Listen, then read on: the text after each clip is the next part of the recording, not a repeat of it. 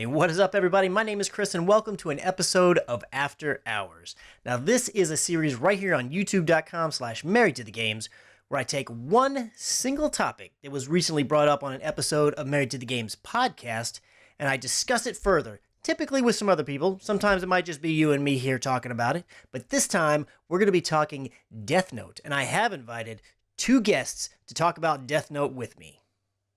My two guests tonight to talk Death Note are these two fine gentlemen you see here. The first one right there is the best guy with the best pirate name in the Married to the Games community, yes. Mr. Ian Drake. What's going on, guys? Good to see you.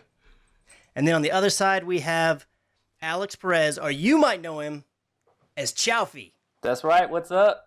What's going on, people? So, Death Note. Now, I'm just going to kind of explain it a little bit high level of the overall arcing of what the story is. And just in case it wasn't clear, we're going to spoil Death Note. So if you have not watched it and you think you might want to, you probably should be watching this video. Turn back now. Yeah, turn back now. This is your only warning that you're going to get. I don't want to hear any crying about like, well, I didn't know you were going to say that. No, we're talking about it all. Yeah. So there will be three people who will say, why did we spoil it? Yeah, exactly. There will be in the comments somewhere. Somebody's going to do it. It always happens. There's always at least one or two. Yeah. So Death Note is essentially there are these gods of death called Shimigami, and if I say any of these names wrong, please correct me because I'm not very good at this. Shimigami, and there's this one named Ryuk, and he has a death note, and they can kill people on Earth, and that's kind of how they add life to themselves and whatnot. He just gets kind of bored, and so he drops his death note down into the Earth realm, and somebody finds it who is Light Yagami. How do you say his name? I think it is, yeah. Yagami. Light Yagami. Haha. Light Yagami, he finds the Death Note, and then all this craziness ensues, and nobody else knows that he has a Death Note, and then some people find out that he does, and it's just this whole big like cat and mouse game eventually between him and this detective trying to figure out who's killing all of these people. And so that's really just like the high level parts of it.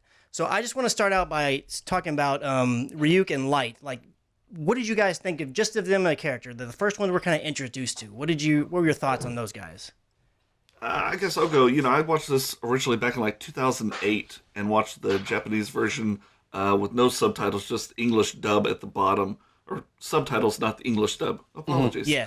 And so wow. I think that Ryuk has always been one of my favorites, and I think it's really awesome to see the cosplay community really embracing him, because I've seen lately some amazing Ryuk cosplays with prosthetics and everything, so I always really liked Ryuk and just kind of the commedia dell'arte envisionment that they had for him, where he's just kind of this Lotsie. He likes the kind of throwing it to the wind and seeing what happens, and I always thought he was really cool with that.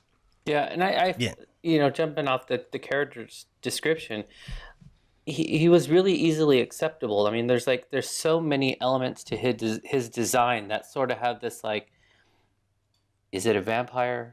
Is it a glam rock? Like, there's all these, it's like an amalgamation of a bunch of different things that it wasn't like a shock to the eyes, but he is very unique, And then as a character too, it's like that this all spawned from boredom. Like, he was just like, I had nothing better to do. And the way he sets the whole tone from the get-go, where he's just like, all right, let's see who finds this book. I'm gonna write your name in the end, but find this book. Yeah. He just lets it all out from the beginning, and it's like he's a pretty amazing character. Also, even when he's just sitting back and not really involved, it's like he's still like a really huge big part of it. Even if he's just kicking and eating apples, it's like that's just what he You're does. always drawn to him visually. Yeah, exactly. Yeah, the craziest thing about him is kind of like you guys were saying, like he definitely has a very distinct look, and I found myself thinking like, man, he's kind of scary and intimidating, but at the same time, he was like strangely lovable. And I was just like, oh my gosh, the guy just wants to eat his apples and look around and figure out what's going on and laugh in the background. Yeah, exactly. Because he's not intimidating. Like he's not the kind of, like when you looked at the other, Shimigamis? Is that what they were? Shimigami, yeah. When you look at the other ones, and they are a little more aggressive. They're a little more vocal about what they're doing. Yeah, and they're all really weird looking too. Oh, that too, yeah. I mean, they just have a very distinct style, all their own, each one. Yeah, and I like that too, that they were all, when you see that alternate like world that they Yes. are all unique. They're not just a fleet. They're not stormtroopers, you know? Yeah. And that was pretty rad. Yeah, that was really cool. So Light picks up this book, and of course, that means that he now can see Ryuk, and so he kind of figures all this stuff out, and he starts testing the Death Note to see if it's real, and then he starts writing in it and taking care of things, and he decides, I'm gonna kill criminals with this because the justice system's not really handling things correctly, so I'm gonna kind of take this and do it myself. Craziness ensues, and he starts getting a little bit more involved in it. Obviously, the police start saying, oh my gosh, we've got like some kind of wacko killer, but we don't know how they're doing it. And so they bring in this character called L. And it was really strange. Like the whole idea of L is strange. Well, hold on. Before we get to L, because I think we should mention this part too. Yeah, totally. Light is, he's like, I'm going to take this into my own hands. And then you realize his dad is like the chief of police. Yes. So it's kind of a real smack in the face too. Like not only are you going like, you're going over your dad's head like in two ways. You know, like you're trying to supersede him just as your dad. Like, I don't care. Meh. Like that total teen angst. But then at the same time, he's like, and your job. Like, I'm going to own that as well. And so there's a cockiness and arrogance and a real like strong confidence that Light has. And then and then that leads into L.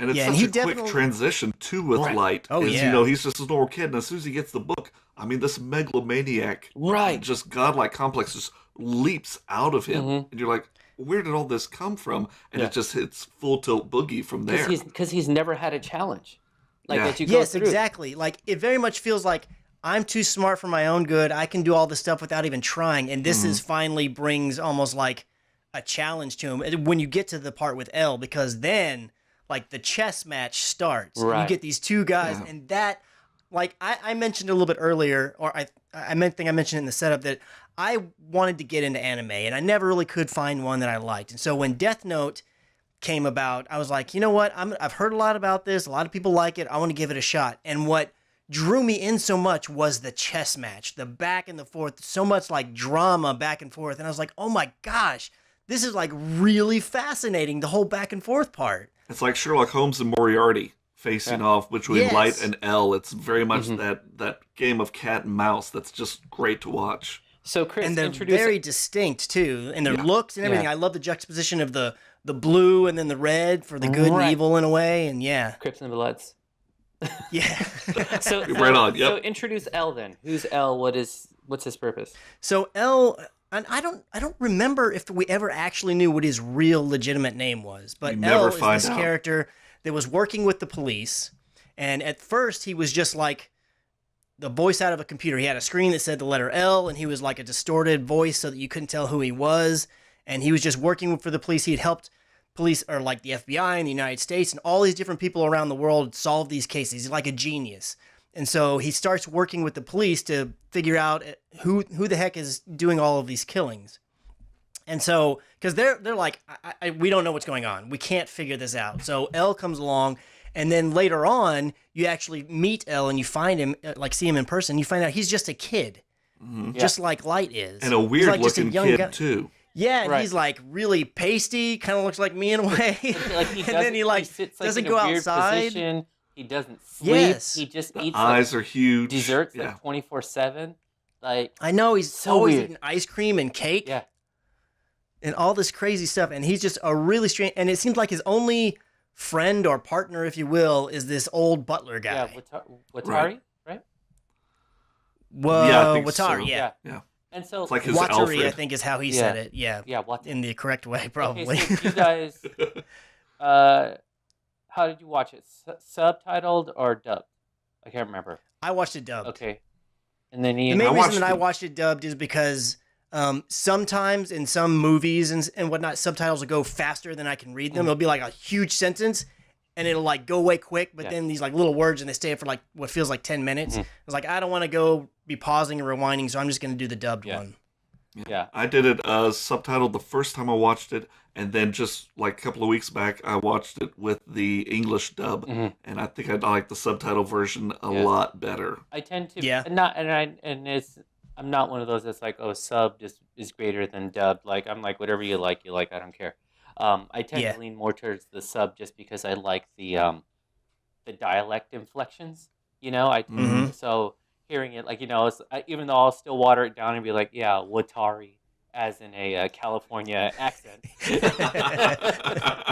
I do know that. Yeah, I'm definitely planning to watch it again. And when I do, I'll probably watch the subtitle version just so I can have both versions. Yeah. Like I can see what they're like, especially now going in. So that if something does go a little bit quicker, it's like, well, I know basically what's going on, so I don't have to know every little piece. Yeah. And you've also got the movies to watch now. There's been, 3 movies so far released in Japan? I heard that. I didn't know that for sure, but so there's been, are they live action? Or they're at least live one action, of them is? 3 of them, and just in, I think, 2 weeks, the musical is going to be in Japan and Taiwan. What? They did a musical version of Death Note. Oh, man. No way. Get out. Oh my gosh. That'd be so rad. I'm going to see if I've got a friend in Taiwan. I'm going to see if he can find any type of video or anything of it to send me, because that's going to be hilarious to watch. Yeah. That would be awesome. So I kind of want to, I have like a really short list of like my super likes as we because I think it'll help going through like the conversation. I really like the drama. Like how you mentioned, it's a chess in it. And everyone has their moments as they keep bringing in new characters. They have their moment where it's like, I understand what your role is in this situation here, and that was really, really good. The drama, also just the overall character development. Even when you have like a particular character who's like, I can't do this. I got a family. I'm out. You get it. Like when he's like crying in the park, and you're like, you're a real man. Like in terms of like you're a person. And not just like this frivolous side character. And then the twists. Oh my God, the first half of the movie or the show where it's just like, I was not expecting that. Like, they really keep the viewer guessing. And it's almost like... Yes, they do. They do an excellent job of that. Like, you're part of the chess match, too, because you're just like, okay, how does he get out of this? How does L get over on Light? How does Light get over on L?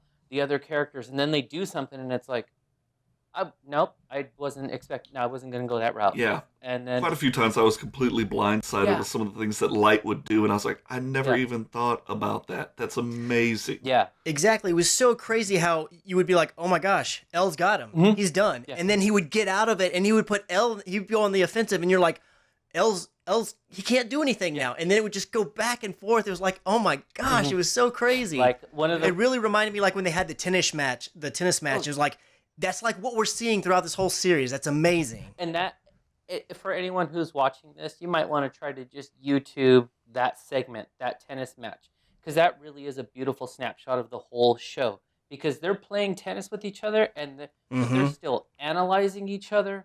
Not only the gameplay as people, like that whole back and forth was one of the best, like written, choreographed. Like it was just like it really showed a great example of what this show can be and what this genre like has for people. Because that tennis match was crazy. I was just like, because you look at it, like, how's he gonna get out of this? Who's gonna win? If he wins, what like? Then he gives himself up. It totally like screwed my brain over. I was like, this is so awesome. So people at least YouTube that tennis segment. Yeah. Right, exactly. And so that kind of leads around that time in the show when the tennis match happens. We're also introduced to a new character called Misa. And she is, I guess she's a little bit of everything. She's an actress. She's a model. She does all this different stuff. But she ends up getting her hands on a Death Note as well. And so... At all this time, I guess I should back up a little bit. So with all these killings that Light had been doing, he kind of was dubbed in the media as Kira, and that's the name of like this killer that's doing all of these things. Well, the way that we get introduced to Misa is she sends a letter or an audio tape, I think it was, to a news station and says, I am Kira. And he's like, wait a minute. Light obviously knows that that's who he is, but this second Kira is actually killing people. So he's like, wait a minute, this has got to be somebody else who does actually have a Death Note and is killing people. And so through that, we find out that really she just really liked Kira and wanted to meet him. And so she was doing these things to get his attention. And she was like, I want to be like part of your team, if you will. I just want to be with you and all this kinds of stuff. She was like one of those people that marries like a serial killer when they're in prison. Yeah, I Yeah. know, right? Like, it was really... She also Oh, go ahead. she has a leg up on Light to the extent that she's got the Shinigami eyes. Yeah, and I was which gonna mention is that, something too. that Light said, I don't want to risk Yeah. it, because if you get the Shinigami eyes, your half of your life is taken off of you. Yeah. And all to be able to see the person's name above their head so that you can use the Death Note properly. Yeah, Right. which obviously, like you said, is a huge advantage, because in this whole time, like when he's going back and forth with L, and by this point he had seen L, and L had actually said, like, guess what, I'm L. And he's like, okay, if I had these eyes, I could see what his name is, because their name is and their lifespan is written above their head. Yeah. But when you make this deal, like you said, your lifespan gets cut in half. He's like, I don't want to know. So when he finally meets Misa and finds out that she has this ability, it's all just about, okay, I've just got to get her to see L, tell me what his name is, and one of us needs to write it down in the book, and bam, I've won. And I thought, when I heard that, I was like, oh my gosh, it's over. Right. Like, she's going to see him, and bam, But there you no, go. You got the no, name. not at all. No, no, it's not. Oh my gosh, it's just crazy, the twists and the turns that the show has for us. So when they all meet together, like the first time, it's like the three of them, and Yeah. Light calls her on the phone just to be like, because remember, she kind of tripped up, and because she knew L's name, and he introduced himself Yes. as an alias, and she was like, and then he, like, I think he nudges her or something, like, don't get caught up, because if you try to correct him, then he's gonna know that you know. Yeah. And when he calls her on the phone, and then L picks up the phone, and it's again, Yep. it's one of those, because they do like those little cuts where it stops into them thinking. I was just like, here we are, we're back into it. You know, it's this chess match again of like, what's the next move? You know, like, oh man, and then they get arrested, or she does, and it's like, holy Yeah, crap. so she gets arrested being suspected as being the second kidder, which I mean, granted, it's written, but it just blew my mind how much Elle was always just so close to getting it all and just being like right there. And I was like, I found myself, even though I was kind of rooting for the guys, like I kind of want him to win. It's like, it's this weird position because I wanted both to win. It's like, I think I just didn't want the game to end, really. Well, that's the great thing about the writing is everybody is empathetic. Everybody has their points that you can really either agree with or disagree with, and it's amazing. Yeah. Because at the end of the day, it's like, okay, Light's obviously going a little wacko, and he's getting a little too rich, you know, with power here. But at the same time, at the underlying part of it, what he's ultimately says he's trying to do is make this perfect world where there's no crime. You can at least see, like, hey, how that could be a good thing, you know? Right. And so there's always that little bit to suck you in and be like, but, you know, I kind of get it. Because I believe they mentioned in the show, too, that now people, like, as a community, are starting to follow Kira. And there's, like, these little churches of Kira. But there's also, I think they mentioned at least 2 times in the show that the crime rate has dropped. Because then the criminals are like, I'm not going to do any crimes. You're going to kill me. Everybody's freaked out, yeah. So he's effective. His kind of message is going out. But he is losing his mind, and you start to see that little bit of like the arrogance is now superseding the logic, because he keeps trying to toe the line like on purpose. And even when moving the story along, when the girl's arrested and they cover her eyes because she can see names and stuff like that. So she's trapped. She thinks, would she try to play along that it's a like a stalker fan or something like that? Mm-hmm. Yeah. But then Light comes up with the idea of trying to turn himself in and then erase his own mind by giving up the book. And at first, so they had made a deal to where, like, if you decide to give back the Death Note, it like erases your memory of the entire thing. And so that had happened with Misa, and that happens with him. And so it's like they legitimately, that really does give them a leg up because they really don't hear anything. Especially in the car scene where Light's father has them both in the back seat. And I don't want to give it away in case people are still watching and haven't seen it yet. But that was an amazing, intense moment to where you really realize, okay, they don't know anything. They are completely oblivious to what's going on. Mm-hmm. And it shows you how far his father was willing to go also.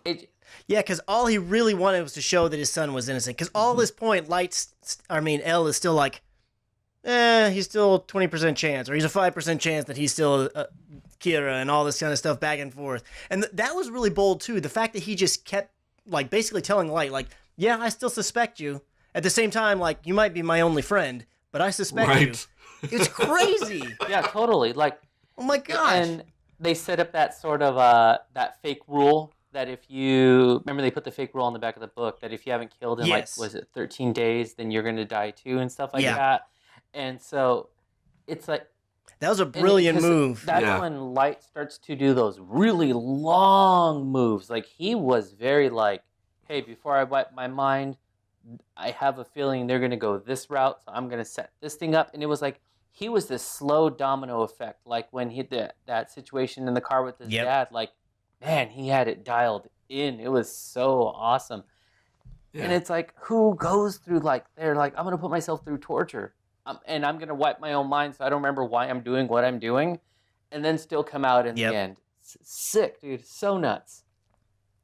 Yeah. So this was the one part where the series kind of started to dip for me. So whenever Light wiped his own memory, and obviously Misa's memory has been wiped as well, I was like, okay, that's a really cool little dynamic. But then it took a long time before his plan kind of worked out and he got his original Death Note back. So that whole part where it like went down, and then there was this corporation that had Misa's old Death Note, and was given by her old Shimigami, whose name is Rem. And so that whole back and forth, that part just kind of lulled a little for me. It went a little too long in the direction of having this other guy have the Death Note. I mean, what did you guys think of that part? Didn't come until, and this is skipping ahead a little bit, until N was introduced. Yeah. I felt like there was like a season 1, season 2 within this one big thing. Yeah. And when N came in, I started to lose interest in the show. It wasn't as strong. This is like my dislikes category. Yep. I felt like the second half didn't really make any sense. It wasn't as intense. It was just more, I don't know, it just didn't have that same feeling. N isn't as good as L, but somehow he wins the day. Yes. And I'm like, nah, I don't. I will say that same thing because, like, just leading right into that part, so whenever Light finally gets his memory back, and then the Shimigami that was trying to protect Misa the whole time, we found out earlier on that the only way that a Shimigami can die really is if they use their Death Note to kill somebody that's about to kill another human, basically like intervening. Isn't that so beautiful? And then they themselves will actually... Yeah, it was. It really was. So Rem, kind of loving Misa, decides to use her Death Note to save her. And she ends up curing Watari and L with the Death Note.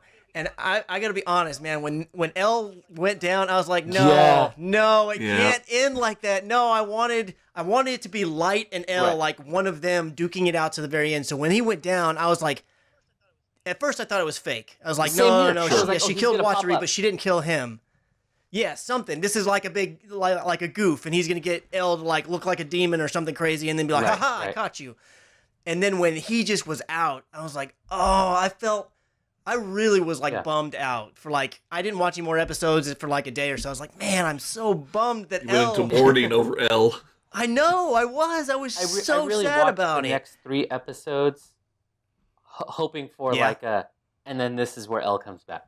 Because I was expecting L to be like, yeah, there's 3 books. I got the 3rd one. Oh my gosh, I know. Some kind of crazy trickery along the way, but when you find out that, and what's the girl's name again?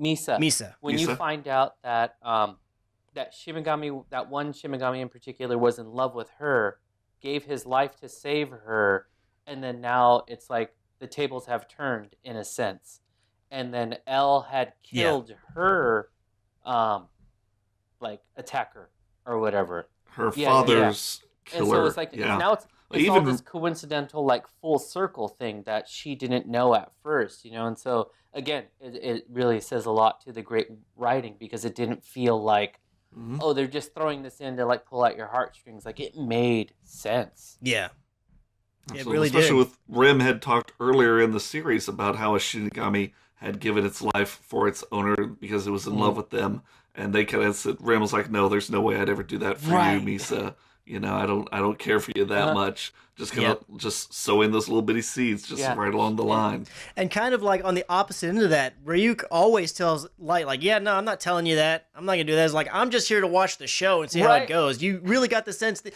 you would think that, okay, he's kind of taken to Light a little bit, or they're kind of getting to become buddies, and then he would just remind you, like, nah, man, I'm just watching the show. Ryuk is a lot like Heath Ledger's Joker. He's just there to watch the world burn. It's just entertainment and amusement for him through chaos. He's like, I'm just sitting shotgun. That's all I'm doing. Yeah. Like, I would stick my arm out the window and just meh. As long as you give me some apples, that's it. That's all I'm here for. Yeah, because he doesn't really step in to like manipulate the situation.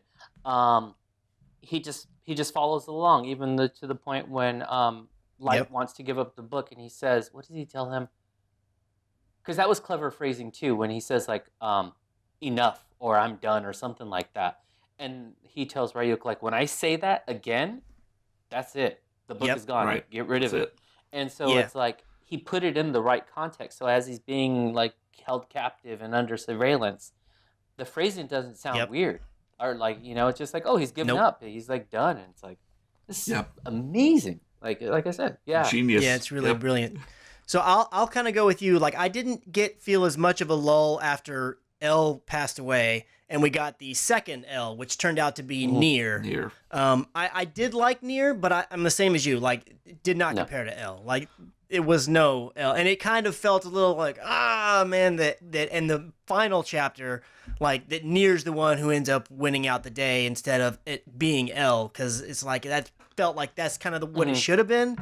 It almost felt like they were like, geez, we had this great moment where we killed L, and we just need to wrap it up.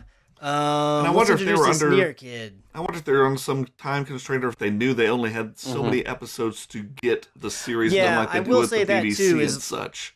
Yeah, because when L went down to when it ended, it felt like it ramped up and went a little faster pace.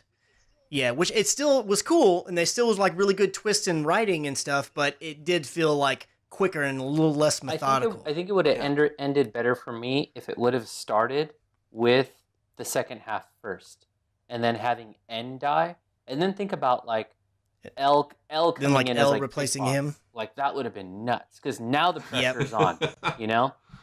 But I can see that. Wonder if, but I did kind of consider this, like, as it's going, he's defeated L, so now Light is even a little more arrogant. He's next level. He's like, first foe is out. Like, and then he's like, this is a stupid punk kid. Like, what's he gonna do? He's like a victim of his own success. And so I think that kind of plays it. And then I still don't have like a full grasp on the third Kira, and I understand why he has a third Kira, but it just still seemed my only major gripe is like I felt like that character was super random. Like, of all the people you can pick, member of the Yakuza, pretty much. Like, I don't know that one. Yeah, it just that was the only element I felt like that just seemed a little forced. It wasn't. I don't remember his name, and I actually didn't write it down in the character list I have here. Does anybody remember what his name was? It was I think it was Mello. No, Mello is M. Something like. Oh, that's right. Then it was something with an M, though, I think. But either way, we know what we're talking about. So I actually did like it, but I kind of feel the same way that you do, is that it did feel like out of the blue, and it's like, wait a minute, he just all of a sudden got this guy that he had manipulated in, and I kind of just chalked it up to, okay, some more things that happened, after the fact that we're just kind of somewhat seeing flashbacky stuff to put it into place. Because again, to your point, it did feel like they were having to rush it to wrap it up a little bit. But I liked how it tied into the final, I don't know if you want to call it a battle, but the final little meeting where Nier is meeting up with Light, and he's got this whole plan going, and he did the whole thing where he set it up to where he had a fake death note and this other, because he knew that Nier's like guy was over there like taking pictures of it. And the fact that it was, I was like, oh my gosh, Light's going to win the day. I don't believe it. In a way, that kind of felt right, because it's like, if he can't be defeated by L, he's got to he's got to win out. It's got to be one of those stories where the bad guy, if you will, kind of wins the day. And so when they twisted it around, and it turns out that Nier had actually won the game, and they were able to find out definitively that Light is Kira, and all the people just see it. And when Light yells and then out, the one like, guy, I win or you lose or something like that, and it was yes, because same thought. Like I was, it didn't happen. But you totally think like he's got it dialed in. He's got the book ready. He knew they were going to take out a page, so they did this fake book thing. Yep. Because he's always had it that way since the beginning. You never doubted any steps that Light did. When the guy like hollers through the door, they see it crack open, and he's just like, I got this. I got it. And as watchers, we're like, of course he does. He's had it this whole time. Yeah. Why would he lose now? And then it's like, oh God, he lost. Oh God, he lost. Yep. I know. It was this year's Super Bowl. It was like, I don't understand how. I don't understand. Right. That's a great way to put it. Oh my God. This whole game. Where? Had it in the bag, and then the last couple of yards. All it took was like one little like catch, and the tables they didn't turn. They like flipped and rolled, and gone. I was like, whoa! It was good. Again, it's such an amazing show. Absolutely.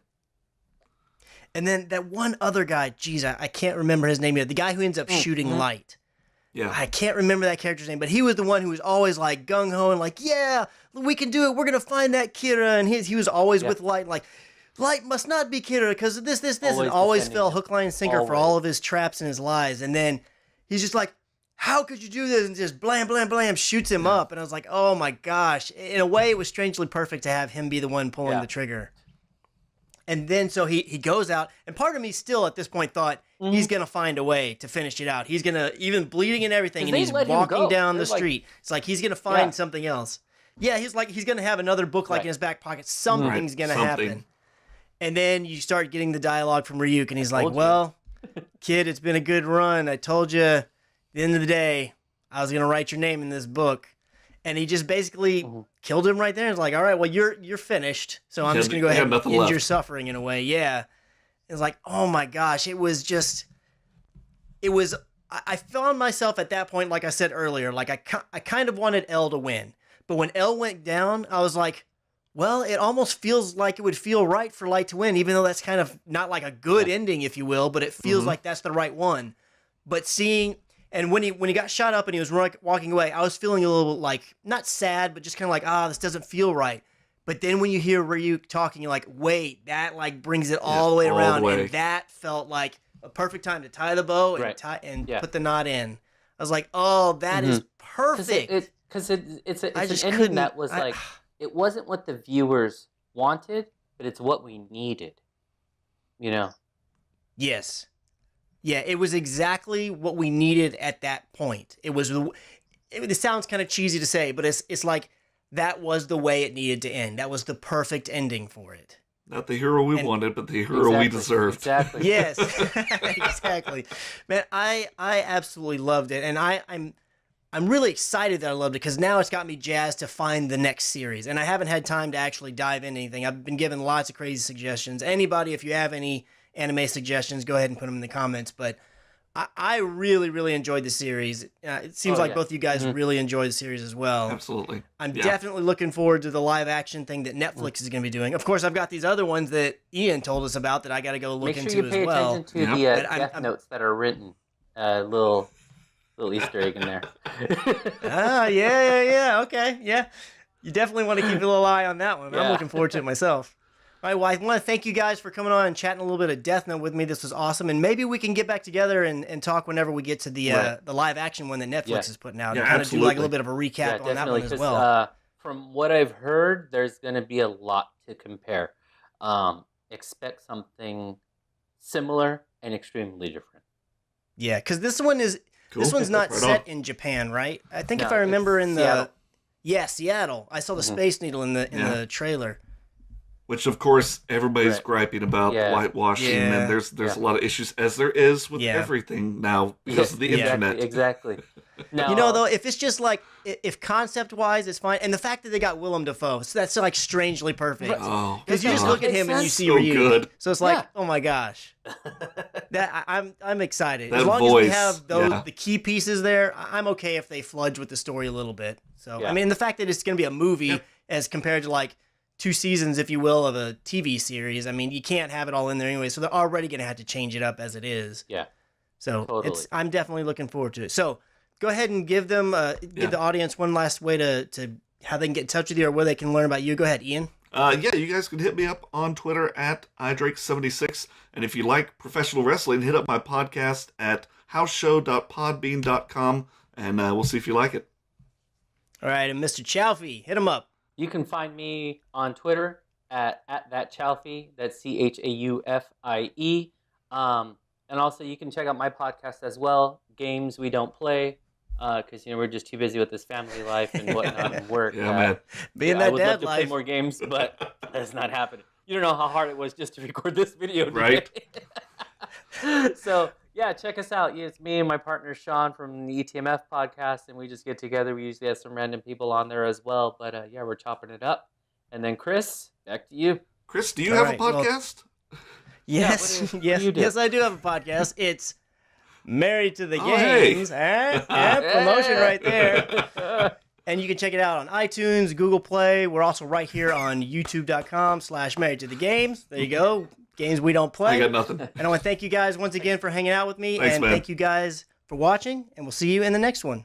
All right. Peace.